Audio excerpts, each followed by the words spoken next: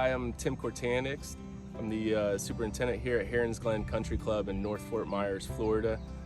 Currently undergoing renovation. We're looking to be open here in December, but just wanted to share some of the products that we used pretty much when we were going through the first part of the renovation. We sprayed out the golf course the last week of February with our Roundup for the kill.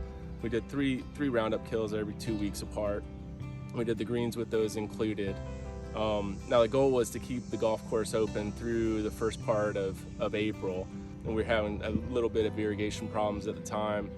Some of the history of the place, we had old pierce fittings, so we just had main lines popping up like crazy. So it was a real stretch just to get to that point where we could spray and kind of kill everything out. And after we'd watered in our ammonium sulfate and gotten most of the watering done for the kill, then we started spraying the greens with the Endurant Premium. You know, we had color on March through July of our very last greens that we ended up tearing out and starting to renovate.